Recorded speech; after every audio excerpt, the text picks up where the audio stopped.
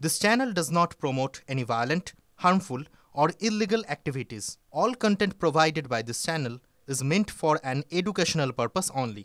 Top quality और consistent performance के लिए सिर्फ सिल्वर पंप नाम याद रखना।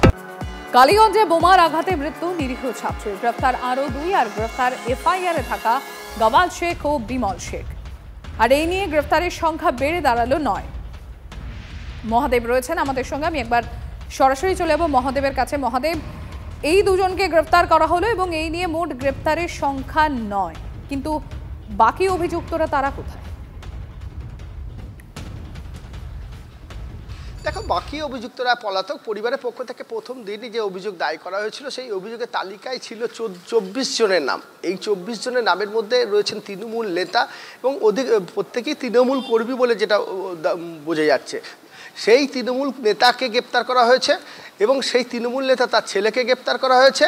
তারা ঘটনার পর কাটোয়ায় পালিয়ে গিয়েছিল, পূর্ব বর্ধমান জেলায় কাটোয়া থেকে তাদেরকে গ্রেপ্তার করে নিয়ে আসে পুলিশ। এখনও পর্যন্ত বলা যায় যে এই ঘটনাতে 9 জনকে গ্রেপ্তার করা হলো, বাকি রয়ে গেল এখনও কিন্তু 15 জন বাকি। তাদের খোঁজেও তল্লাশি চালানো হচ্ছে, কিন্তু যেটা বলা হচ্ছে, দেখো, এই ঘটনার পর অভিযোগ উঠছিল যে পুলিশের নিষ্ক্রিয়তা নিয়ে। তবে পুলিশি নিষ্ক্রিয়তা এখনও পর্যন্ত গ্রেপ্তার না হয়। গতকালকে রাজ্যের বিরোধী দলের সভাপতি তিনি এসেছিলেন, তিনিও আশঙ্কা প্রকাশ করেছিলেন যে এখনও পর্যন্ত কেন গ্রেপ্তার করা হচ্ছে না। তবে পুলিশ বলা যেতে পারে যে 9 জনকে গ্রেপ্তার করেছে তার মধ্যে যাদের মূল অভিযুক্ত হিসাবে নাম ছিল তাদের মধ্যে অনেককেই গ্রেপ্তার করেছে। যেমন আনোয়ার শেখকে গ্রেপ্তার করা হয়েছে, আনোয়ার শেখের ছেলেকে গ্রেপ্তার করা হয়েছে শরীফুল শেখ, এবং তার পাশাপাশি আজকে দেখা যাচ্ছে যাকে গ্রেপ্তার করা হয়েছে তার নাম হচ্ছে গাউল শেখ। ইনি হচ্ছেন তৃণমূলের বুথ সভাপতি। তার ছেলে বিমল শেখ, তাকেও কিন্তু পুলিশ গ্রেপ্তার করেছে। অর্থাৎ একের পর এক কিন্তু গ্রেপ্তারের ঘটনা চলছে এবং এই যাদেরকে গ্রেপ্তার করা হয়েছে তার আজ কৃষ্ণনগর আদালতে তোলা হবে। দেখো, এই ঘটনাতে যাদের গ্রেপ্তার করা হচ্ছে তাদের মধ্যে রয়েছে যেমন আনোয়ার শেখ, তার ছেলে রয়েছে শরীফুল শেখ, তেমনই কিন্তু এই গাউল শেখের ছেলেও রয়েছে কিন্তু বিমল শেখ।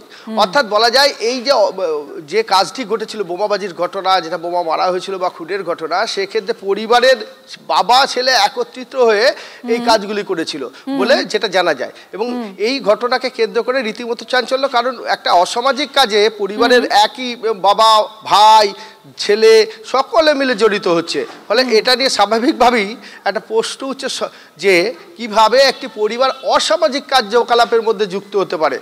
আরো পরিবারের অন্যান্য সদস্যরা রয়েছে। আপাতত তোমাকে ধন্যবাদ। জলপাইগুড়িতে ফের এটিএম লুটের চেষ্টা, জালে 2, বিএসএফ ক্যাম্পের সামনে থাকা এটিএম লুটের চেষ্টা। এসবিআইয়ের মুম্বাই কন্ট্রোল রুম থেকে খবর কোতোয়ালি থানায়, খবর পেয়ে সঙ্গে সঙ্গে অভিযান কোতোয়ালি থানার পুলিশের, হাতে নাতে পাকড়াও 2 জন। জলপাইগুড়িতে ফের এটিএম লুটের চেষ্টা, জালে 2, বিএসএফ ক্যাম্পের সামনে থাকা এটিএম এ লুটের চেষ্টা। এসবিআইয়ের মুম্বাই কন্ট্রোল রুম থেকে খবর কোতোয়ালি থানায়, খবর পেয়ে সঙ্গে সঙ্গে অভিযান কোতোয়ালি থানার পুলিশের, হাতে নাতে পাকড়াও 2 জনকে। নীলেশ্বর রয়েছেন আমাদের সঙ্গে। নীলেশ্বর, কি আপডেট পাওয়া যাচ্ছে? দেখো, এখনো পর্যন্ত এই যে ঘটনা, এই ময়নাগুড়িতে কিছুদিন আগে ঘটে গেল, তারপর শিলিগুড়ি এবং এরপরে আবার জলপাইগুড়িতে চেষ্টা, মানে দিন 10-15-এর মধ্যে কিন্তু পরপর এই ঘটনা ঘটেই যাচ্ছে।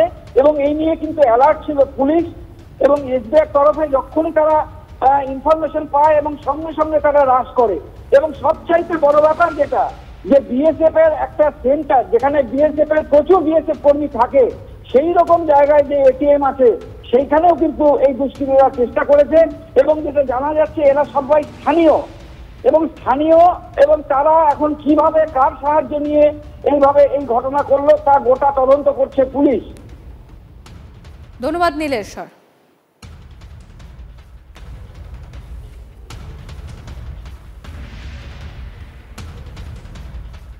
रात को पता चला ये एटीएम का ताला तोड़ कर उसमें से पैसा निकालने का कोशिश कर रहे हैं। पुलिस टाइम से पहुंच गई है, हमें लगता है जब बता रहे हैं जब बंदे को पकड़ लिया गया।